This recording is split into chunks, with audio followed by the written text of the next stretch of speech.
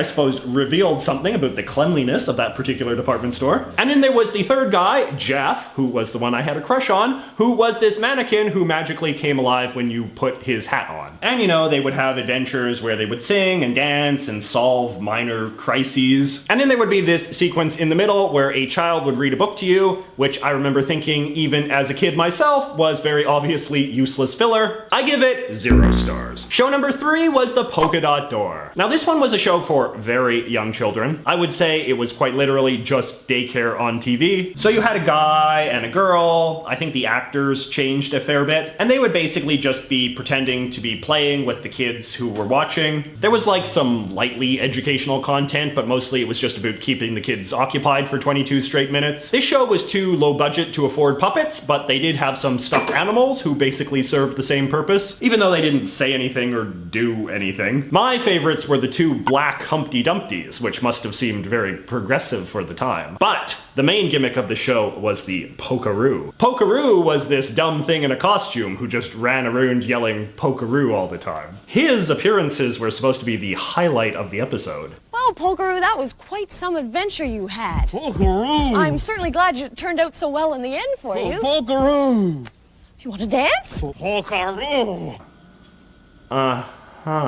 Judging from YouTube, I see this show was eventually retooled into a 100% costume thing where they phased out all of the human characters. But it wasn't like this in my day, I'll tell you that much. I give it 0 stars. Show number 4 was Fred Penner. Now this show was basically just a vehicle for a singer named Fred Penner, who was basically the Canadian Raffi. I remember we had a lot of Fred Penner cassette tapes when I was a kid. Yes, cassette tapes, that is how old I am. But yeah, the show was basically just Fred Penner hanging out on his set and singing new songs. Sometimes they were original numbers. Sandwiches are beautiful, sandwiches are fine. I like sandwiches, I eat them all the time. Sometimes they were the greatest hits of the public domain. Head and shoulders, knees and toes, knees and toes. And sometimes they were covers of pop songs that had been popular 20 years ago, but of course we kids wouldn't know that. Swinging and swaying, and records playing, and dancing in the street. Fred Penner is actually still around today, still belting out the kids' songs to anyone who will listen. I like sandwiches, I eat them all the time. So I guess I give kudos to him for making a lifelong career out of doing the thing that he obviously loves. You could pick a worse lifelong passion than singing to children. So I'll give him 1 star. For an honorable mention, I will give a shout out to another show that had basically the same premise as Fred Penner, in the sense it was just a flimsy excuse to sell cassette tapes. I speak, of course, of Sharon, Lois, and Bram. I am slowly going crazy. 1, 2, 3, 4, 5, 6, switch. And lastly, we have show number 5, The Friendly Giant. Now this show was so self-evidently crappy, it has actually risen to become a sort of hipster, ironic thing to Canadians of a certain generation, or I guess multiple generations, considering this show was literally on the air for like 30 years. So basically you had the main character, who was the Friendly Giant, who by the time I was watching was already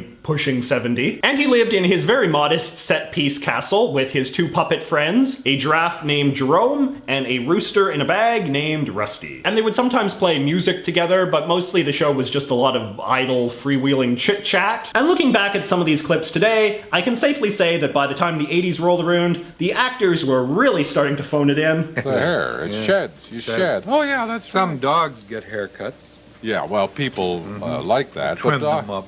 but dogs would naturally shed hair, just Yes, like they would. just like giraffes In the do. summertime.